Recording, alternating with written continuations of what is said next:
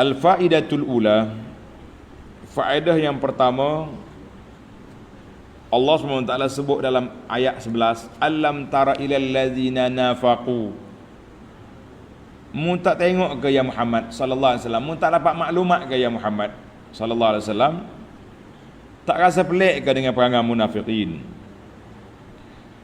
Kata di ulama tadabbur, dia kata apa? Tanda ni pelajar. Ayat ini dalil anna sajayal munafiqin,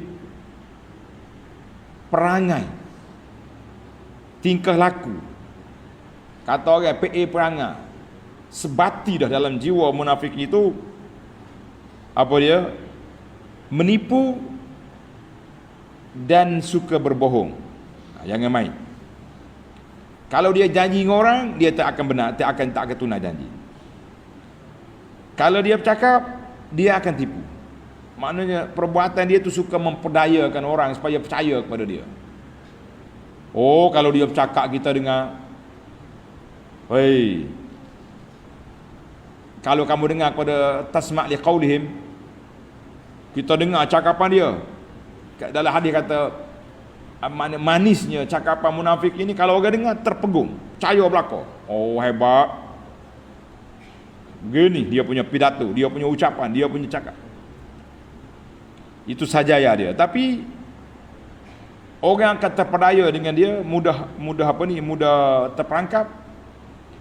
Cuma isi kandungan cakapan dia tu banyak yang palsu, banyak yang bohong, banyak yang andaian, dan putar belik, tidak ada yang boleh dipegangi. Karena itulah saya rasa bimbang apabila fenomena orang cakap bohong ni dah jadi benda biasa dah. Biasa. Berjanji hari ni, esok batal. Bagi cerita kepada orang maklumat-maklumat yang tak betul. Jadi nanti fenomena ini terturun kepada orang ramai. Biasa ya, semua orang atas-atas cakap macam ni, belakang kita cakap alah. Ini dia panggil sajayal munafiqin majbulatun. Mana perangai orang munafik sudah sebati dengan jiwa dia sifat macam ni. Maka kita mesti usaha bercakap benar supaya masyarakat kita ini hidup dalam benar. Jadi tak usahlah duduk timbul-timbul spekulasi apa-apa saja benda yang tak pasti. Kita ni pun duk mengaji Quran, duk mengaji sunnah ni pun tak usah duk sebar lah benda yang tak pasti. Benda pasti pun tak usah duk sebar lagi kalau tak ada faedah kepada kita untuk pulangan ke akhirat. Tak usah sebar. Biarlah orang-orang yang bercakaran sama-sama dia, dia balahlah puak dia, kita jangan campur. Kita hanya baiki diri kita, keluarga kita. Mudah-mudahan masyarakat, generasi yang akan membesar nanti terdidik dengan didikan sunnah, dengan amalan akhlak yang mulia, yang tidak akan menipu, yang tidak akan berbohong, yang tidak akan menimbulkan spekulasi ataupun apa-apa tuduhan yang tidak baik kepada orang. Baiklah para jemaah sekalian, sifat munafik sangat berbahaya. Ada sebuah tesis yang ditulis oleh sahabat saya di Madinah dulu. Tajuk dia Al-Munafiquna fil Quran. Besar ni tesis. Tua yang ustaz-ustaz yang ada bahasa Arab ni boleh tengok dalam internet, rasa ada PDF. Al-Munafiquna fil Quran, dia cerita tentang sifat-sifat munafik yang Allah sebut dalam Quran. Daripada awal Baqarah lagi sampai ke surah Munafiqun, semuanya cerita ada. Baik, kita berpindah kepada ayat yang sama. Faedah yang kedua di akhir ayat. Wallahu yashhadu innahum lakadzibun. Padahal Allah mengetahui dan menyaksikan bahawa sebenarnya mereka adalah pendusta. Sebenarnya mereka itu pendusta, bohong dia. Ai annahu subhanahu yashhadu ala kadzibihim. Allah Ta'ala menyaksikan mereka itu bohong. Apa yang mereka sembunyi dalam hati kita tak tahu. La ya'lamu ma fil qulub illa 'allamul ghuyub. Yang tahu benda dalam hati manusia ni Allah saja tahu. Dengan tuan hati tu, tuan hati tahulah dia menipu. Kita ada sebelah dia tak bang. Kalau orang cakap bohong bang, Senang. Bau hanya ni. Nipu ni. Kalau dia mari janji kita gini. Wah, bau masa. Pasal kakak ni berlawak hangit. Ni tak bang. Hak baunya air wangi dia pakai tu. Tu bang. Oh. Ni maknanya Allah Taala sahaja je mengetahui apa? Mengetahui bahawa munafikin itu bohong.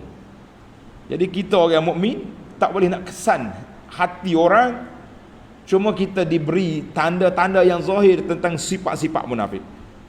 Apa dia sifat munafik? Nabi sebut dalam hadis, "Idza haddatsa kadzaba", bila dia bercakap bohong. Wa idza wa'ada akhlafa, bila buat janji, oi tanda tangan begini, cok lagi. Tak dah 2 hari. Koyak dah tanda tangan tu, tipu dah. Wa idza tumina khana, bila diberi amanah supaya jaga satu benda, kena. Orang suruh jaga negara, buat baik-baik. Kita hidup korek hak negara pula, contohnya suruh jaga apa saja jawatan yang kita terima. Yang keempat, wa idza khasama fajara, bila dia berdebat, dia bukan cari kebenaran, dia mencari kemenangan. Itu sifat munafik, wal iyaz billah. Allahu akbar. Jadi dalam ayat ini Tuhan kata wallahu yashhadu, bila Tuhan saksi, tak ada siapa boleh engkar lagi. Jadi Tuhan saksi.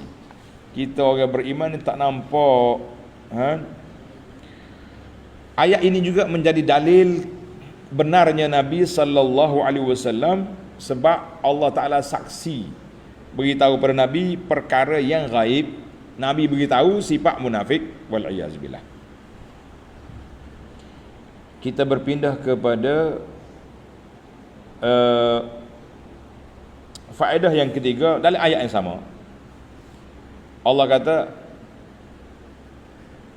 wa la in qutiltum, wa in qutiltum. Ayat 12, maaf. Wala in qutilu. Ayat 12, wala in qutilu la yansurunahum. Wala in nasarum la yuwalluna albar. Mereka ni tak akan beri pertolongan kepada kafir. Kalau dia gitu, apa dia lari? Maknanya menipu hangitlah. Jadi apa timbul soalan ayat ini? Maknanya Allah kata munafik ni dia tak akan tolong orang-orang yang dia janji, walaupun dia berjanji. Janji dia tipu, dia tak akan tolong, dia tak pergi pun. Tengok ayat ni. Wala in nasaruhum. Ini andaian. Kalaulah mereka nak beri pertolongan, munafikin pergi sungguh tolong. Dia kata fardan wa taqdiran, andai kata. Ini bahasa Arab. Fardan wa taqdiran, andai kata dia pergi tolong sungguh, apa jadi? Dia akan lari. Dia duduk belakang-belakang. Dia tak apa, saya ada sini. Jangan bimbang lah. Gitu. Jadi semua tu mengarut belakang tu. Wala in nasrum la yuwallunnal adbar, mereka akan lari sekali dengan buat kafir. Tak ada Yahudi lari, dia lari dah. Sebab itulah ana dengar ada pendakwah ni, dia cerita, dia kata kita ni bila kita nak tegakkan kebenaran, ramai kawan-kawan atas, teruskan Syekh, terus, kami bersama awak, kami di belakang awak. Kita kata kita tak mau duduk belakang, kita mau duduk sekali. Kalau duduk belakang nanti kita semangat gini-gini, tengok belakang kita sorang tinggal. Sudah. Nak kena lari mana kita. Jadi anak kalau orang betul-betul nak membela sunnah Nabi ni, mari duduk sekali. Duk main saya belakang-belakang, jawabnya kita sorang lah, cakap depan awak lain lari habis dah. Main ikut belakang tak main. Baik, kita pergi kepada ayat yang keempat. Ayat yang keempat, Allah kata apa? La antum ashaddu rahbatan fi sudurihim min Allah. Ayat 13. La antum ashaddu rahbatan, kamu tu sangat ditakuti oleh puak kafir daripada dia takut pada Allah Taala. Apa dia ayat ini? Ayat ni bisyaratul lin nabi. Allah beri khabar gembira kepada Nabi sallallahu alaihi wasallam bahawa Allah akan campurkan dalam hati orang kafir ar-ru'b, perasaan takut. Ni. Dalam hadis yang sahih hadis Bukhari, Nabi kata nusirtu birru'bi masirata syahrin. Aku telah diberi pertolongan dengan perasaan takut ke dalam hati orang kafir tu sebulan berjalannya takut dah. Mana Nabi nak pergi perang dengan kafir, belum siapa tu orang kafir dia menggigil dah, cair dah kata orang. Bahasa budak-budak Facebook ni dia panggil dah koyak dah. Tak ada apa-apa lagi, koyak dah. Jadi bila maknanya perasaan takut tu, bila dia koyak, dia menggelabah macam-macam. Orang kata orang takut ni macam-macam, dia cari alat-alat apa tu nak menyelamatkan diri, cari pelampung lah, cari orang panggil, kalau Kelantan kata capang belakang hak mana ada. Ini sifat orang takut. Maka di antara sifat Nabi sallallahu alaihi wasallam, Nabi kata aku diberi pertolongan oleh Allah Taala sebulan perjalanan tu orang musuh takut dah, gerung dah. Dalam ini Allah Taala kata apa? Kata di ulama, tanda menarik kata-kata ini daripada An-Nukat lil Qassab. Dia kata khawfil munafiqina binnas wal mu'mina billah. Tulis kata-kata hikmah. Khawfil munafiqa binnasi wal mu'mina billahi azza wa jalla. Kamu takutkan orang munafik itu dengan manusia, kita takutkan orang mukmin dengan Allah. Kalau jumpa orang mukmin, ittaqillah ya akhi, takut pada Allah Taala. Kita ni akan dibalas oleh Allah, kita akan jumpa mati, kita akan jumpa hisab, maliki yaumiddin. Orang mukmin akan menggigir, tak mau buat maksiat. Tapi munafikin tak soraya dengan Allah, dia tak beriman. Habis konspirasimu ni, perancangan jahatmu, Nabi tahu. Kalau zaman Nabi, zaman kita ni orang mukmin tahu belakang dah ni awak ni. Orang kenal dah mukamu ni. Tengok dai munafik. Nampak tanda atas dai, brand munafik tu ada. Jadi kita takut ke munafik dengan orang, takut ke orang mukmin dengan Allah Azza wa Jalla. Itu kata hikmah Al-Qassab. Kemudian Allah kata qaumul la yafqahun innamal fiqhu kullul fiqhi an yakuna khauful khaliq.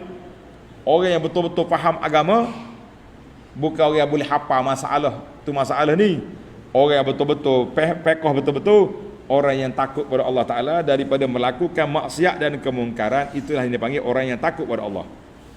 Kalau setakat kita tabah sendiri, orang ni arif billah, orang ni tapi dia amalan dia tak ikut sunnah Nabi, kita kata itu dakwaan yang tidak berpaksi, tidak berpijak di bumi yang nyata. Baik, ayat yang terakhir, yang ayat yang sama tapi faedah yang kelima. La antum ashaddu rahbatan fi sudurihim minallah. Kamu ditakuti oleh munafikin lebih daripada Allah Azza wa Jalla. Inna khasyata jami'il khalqi minallah a'zamu khasyah. Sepatutnya semua makhluk ni takut pada Allah Azza wa Jalla. Apabila sifat takut dulu dalam hati, kita kenal Allah Azza wa Jalla, maka ketika itu kita takut pada Allah. Tapi oleh kerana munafikin ni dia tidak beriman, jadi cahaya keimanan tak ada dalam hati dia, maka dia tak takut ke Tuhan, dia takut manusia. Dia takut pada manusia. Inilah yang kita bimbang sekarang ni para pelajar sekalian. Kita bimbang takut kita ni lebih takut pada manusia lebih daripada Allah, maka kita termasuk dalam sifat munafikin. Baca Quran tak menangis, dengar ayat-ayat tebuk tentang azab tak menangis. Tapi bila manusia mari gertak kita sikit, celak putih mata, kita pun takut, menggigil. Kita kata dalam masalah ni para pelajar kita kena tulis takut khasyah. Takut dalam hati itu kena takut pada Allah. Satu lagi dipanggil takut tabi'i, itu tak ada masalah. Contoh kita duduk berjalan tengok mari ular ke apa, kita pun takut. Itu dia panggil khauf tabi'i. Yang kata syirik awak ni takut ke makhluk lah. Ini masalah. Jadi kita kena betul. Takut ni pergantungan hati.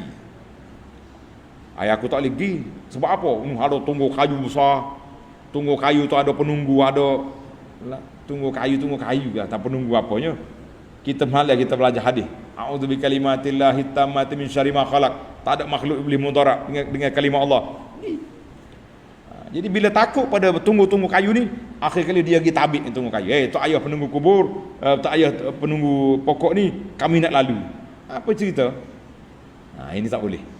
Maknanya kalau kita takut pada makhluk tabi'i, ada sungguh benda, takut nak sentuh api panas, itu biasa.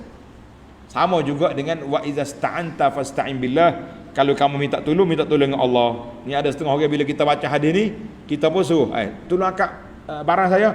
Syirik tu sebab awak minta tolong makhluk. Kita kata ni orang tak puk punya pemikiran ni. Ini angkat barang, angkat buat kerja kita mampu, tak ada masalah. Ni jumpa doktor tolong saya, doktor saya demam, bagi injek saya, awak syirik sebab minta tolong doktor. Apa cerita? Budak pasti pun tak faham macam ni. Ni ada orang tua faham macam ni, kita kata manusia pelik, manusia ajaib. Yang pentingnya dia nak lawan, nak suruh boleh juga istighasah dengan makhluk, kita kata ini bahaya.